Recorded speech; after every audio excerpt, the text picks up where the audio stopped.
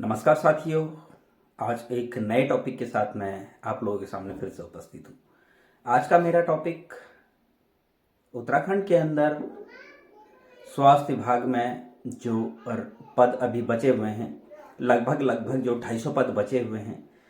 लगातार ये सवाल उठ रहा है, क्या अभी भी कैटेगरी की पोस्टें, जो कैटेगरी की जो कैंडिडेट हैं कैटेगरी वाले, वो सामान्य सीट काटेंगे या नहीं। जैसे आप समझिए, सामान्य वर्ग में मान लीजिए 50 सीटें हैं, तो क्या उसमें SC ST OBC वाले सामान्य सीट काटेंगे या नहीं, ये बहुत बड़ा सवाल है और बहुत इंटरेस्टिंग है। लगातार मुझसे पूछा भी जा रहा था और इस ओर मैंने पहले कुछ ध्यान नहीं दिया, लेकिन जब लगातार ये सवाल उठ रहा था तो फिर बारीकी से इस चीज़ को देखा, बहुत ज़्यादा स्टडी किया और लगभग 4 बार स्टडी किया पूरे रिजल्ट को। और चाहे वो फीमेल डिप्लोमा धारक है, चाहे वो मेल डिप्लोमा धारक है, चाहे वो फीमेल डिग्री धारक है और चाहे मेल डिग्री धारक है। तो साथियों, पूरा रिजल्ट स्टडी करने के बाद मैंने एक चीज़ देखी कि SC ST OBC EWS के जितने भी कैंडिडेट हैं, SC अनुसूचित जाति, ST अनुसूचित जनजाति, OBC अदर बैकवर्ड क्लास अन्य पिछड़ा वर्ग और EWS आर्थिक रूप से कमजोर, ये सभी कैंडिडेट कहीं ना कहीं सामान्य वर्ग की सीट अभी भी काटेंगे। अब एग्जाम्पल के तौर पर मैं आपको समझाना चाहूँगा।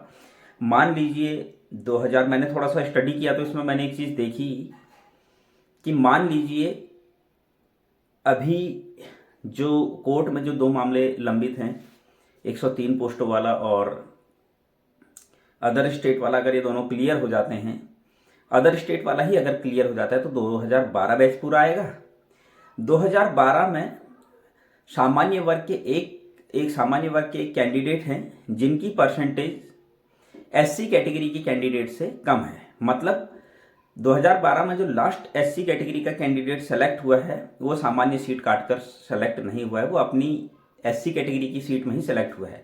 लेकिन अब अगर जो अदर स्टेट वाले कैंडिडेट है, अगर वो बाहर होते हैं तो इस परिस्थिति में क्या होगा, एक कैंडिडेट 2012 का ऐसा है जिसकी परसेंटेज अनुसूचित जाति SC कैटेगरी के कैंडिडेट से कम है। तो इस स्थिति में जो SC कैटेगरी का सिलेक्शन SC कैटेगरी में हुआ है वो सामान्य कैटेगरी में चला जाएगा, क्योंकि सामान्य वर्ग का जो 2012 का जो कैंडिडेट है उसकी परसेंटेज उससे कम है SC कैटेगरी वाले से। तो एक सीट यहाँ बन गई। अब मान लीजिए इसी तरह 2013 की अगर बात करें, 2013 बैच भी अगर सामान्य वर्ग का पूरा आ जाता है तो वहां पर भी मैंने एक कैंडिडेट ऐसा देखा जिसकी परसेंटेज 2013 में SC कैटेगरी के एक कैंडिडेट से कम है। अब वो SC का जो कैंडिडेट है, अनुसूचित जाति का जो डिप्लोमा धारक मेल कैंडिडेट है, वो उसका सिलेक्शन SC कैटेगरी में हुआ है अभी तो। लेकिन अगर अदर स्टेट के कैंडिडेट बाहर होते हैं तो उस परिस्थिति में क्या होगा, जब 2013 के कैंडिडेट्स का सिलेक्शन होगा तो एक कैंडिडेट ऐसा है जिसकी परसेंटेज उस SC कैटेगरी की परसेंटेज से कम है। तो उस स्थिति में 2013 में भी एक सीट कम होगी, मतलब एक सीट SC की और बचेगी, क्योंकि वो भी SC कैटेगरी में सिलेक्शन हुआ है तो फिर वो कहीं ना कहीं सामान्य वर्ग में चला जाएगा। तो 2 सीटें यहां पर ये बच जाती है।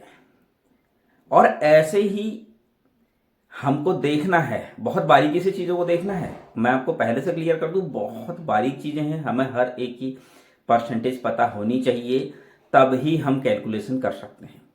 अगर मुझे सबकी परसेंटेज पता चल जाए तो मैं कैलकुलेशन करने में बहुत ईजी मुझे पड़ेगा।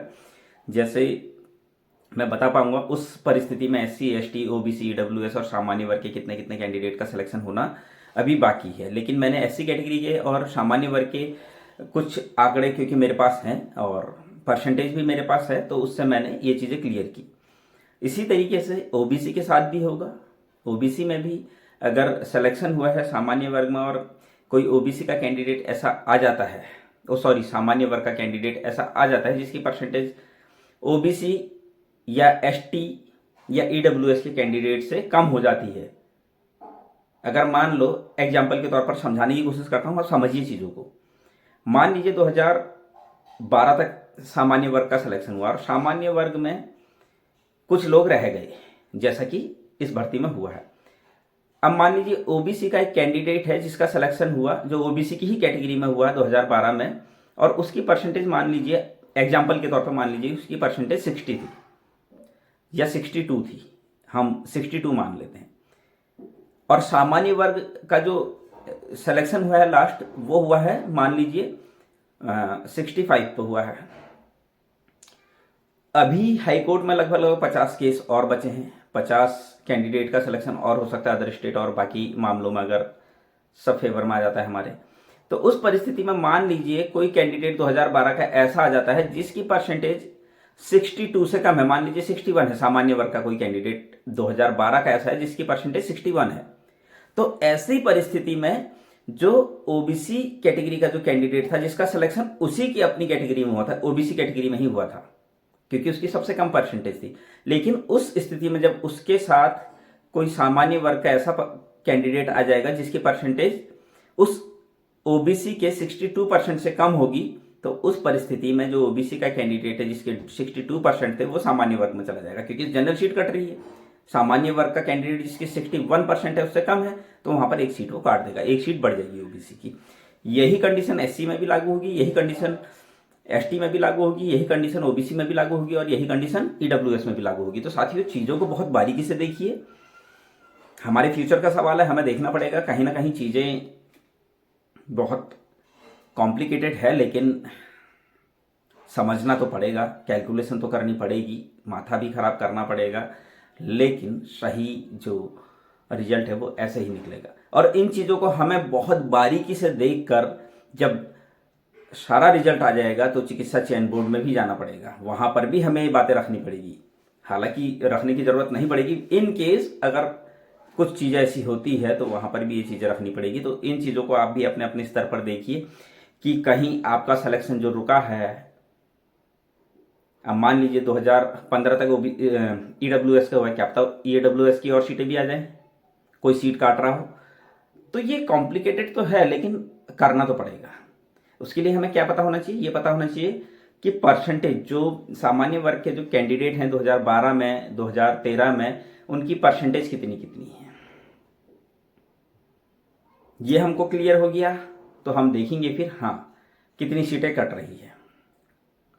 जैसा कि इस भर्ती प्रक्रिया में हुआ है, सामान्य वर्ग की सीटें किस तरीके से कटती है आपने देखा ही होगा, उसको देखिए और उसी से आपको समझ में आ जाएगा कि हाँ किस तरीके से अभी सीटें और कट सकती है या फिर किस तरीके से अभी कितने लोगों का सिलेक्शन हो सकता है। अभी चीज़ें कॉम्प्लिकेटेड है, और लेकिन अगर हम इसको बहुत बारीकी से, बहुत तरीके से इसको अगर हम देखेंगे तो कहीं ना कहीं बहुत अच्छा जो हमारा रिजल्ट होगा बहुत अच्छा होगा, एक बहुत अच्छा डिसीजन हमारा निकलेगा। और मुझे लगता है कि ये सबको करके देखना चाहिए, एक दूसरे के बारे में पता होना चाहिए।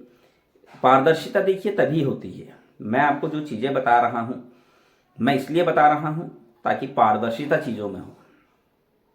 अगर मैं चुपचाप इन चीज़ों को अपने तक ही रखूंगा तो इससे क्या होगा, अगर किसी के साथ कुछ गलत भी हो रहा होगा तो पता नहीं चलेगा। लेकिन मैं आप लोगों तक इस बात को इसलिए ला रहा हूँ कि आप भी कैलकुलेशन करें, आप भी देखें कि हाँ कहीं कुछ गलत तो नहीं हो रहा है।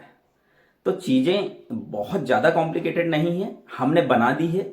हमको थोड़ा सा माइंड को बिल्कुल कूल करके देखना चाहिए, रिजल्ट को देखना चाहिए किस तरीके से सिलेक्शन हुए हैं, क्या सिलेक्शन में डबल सिलेक्शन कितने हुए हैं। अभी वेटिंग लिस्ट का भी जो प्रावधान है वो मेरा मानना है कि जल्द से जल्द वेटिंग लिस्ट भी निकलनी चाहिए, क्योंकि जो टाइम पीरियड दिया गया है उनको ज्वाइनिंग का 1 मंथ का, उसके मेरे हिसाब से उसके 1 हफ्ते के बाद वेटिंग लिस्ट निकाल देनी चाहिए, ये मेरा मानना है। इससे जल्द से ज़्यादा लोगों को जल्द से जल्द ज्वाइनिंग मिलेगी, वेटिंग लिस्ट के लिए ज़्यादा इंतज़ार नहीं करना पड़ेगा, क्योंकि जिनको ज्वाइन करना होगा वो लास्ट डेट तक तो कर ही लेंगे, जिसको नहीं करना होगा वो बाद में भी नहीं करेगा। तो इस परिस्थिति में वेटिंग लिस्ट निकाल देनी चाहिए। और साथ में जो ओवरेज वाले कैंडिडेट हैं उनका भी सिलेक्शन उनको भी चयनित करके उनको भी ज्वाइनिंग दे देनी चाहिए, और अदर स्टेट वाले मामले में भी जल्द से जल्द डिसीजन आ जाना चाहिए, क्योंकि ये मामला भी लगातार खिंचता जा रहा है और बहुत सारी चीज़ें हैं। मैं एक चीज़ और अपने इस वीडियो के माध्यम से कहना चाहूँगा कि अदर स्टेट वाले मामले में पंकज भाई देहरादून से लगातार हियरिंग में आते हैं, तो लोकल के हल्द्वानी के जितने भी लोग हैं उनको जाना चाहिए, चाहे जो भी हैं मेरे साथी, मैं नाम नहीं लूँगा, मैं नाम तो जानता हूँ कुछ लोगों के, लेकिन मैं नाम लेना ज़रूरी नहीं समझता हूँ। ज़रूरी क्या, फिर लोगों को भी लगता है कि हमारा नाम ले रहा है, लेकिन हमारे भविष्य का सवाल है तो हमें जाना चाहिए।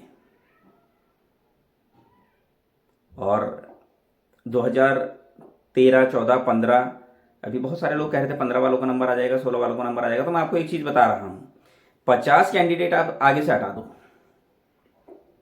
2012 के 4-5 ही कैंडिडेट हैं, 13 हो सकता है 14 के भी कुछ लोग चले जाएं, तो फिर 14 आधा 15, 16, तो बहुत ज़्यादा चांसेस हैं। मैं सामान्य वर्ग की बात कर रहा हूँ। डिसीजन हमारे ऊपर है, डिसाइड हमने करना है कि हम क्या करें। या तो हम केस को ऐसे ही पड़े रहने देते हैं, या फिर अपने आगे का कंपटीशन हटाते हैं, और वो तभी हटेगा जब हम एक्टिव होंगे। लगातार पंकज नेगी जी से बात कीजिए, क्या चल रहा है। जो लोकल हल्द्वानी में है उनको जाना चाहिए, वकील से मिलना चाहिए, पंकज भाई बता देंगे कौन वकील हैं, क्या हैं, उनका नंबर दे दिए, उनसे मिलिए। लगातार आप देहरादून से तो नहीं आया जा सकता, इतनी दूर से आना जाना, आदमी वैसे ही आदमी का दिमाग खराब हो जाता है, पैसा अलग खर्च होता है, और उतना फिर टाइम बर्बाद होता है, और उतना फ्रस्ट्रेट बहुत ज़्यादा होता है आदमी। क्योंकि यहाँ आकर क्या होता है, कभी की डेट मिलती है, आज मान लीजिए हेयरिंग है, सुबह से हम खड़े हैं, और उसके बाद क्या होता है, हमारा नंबर ही नहीं आया।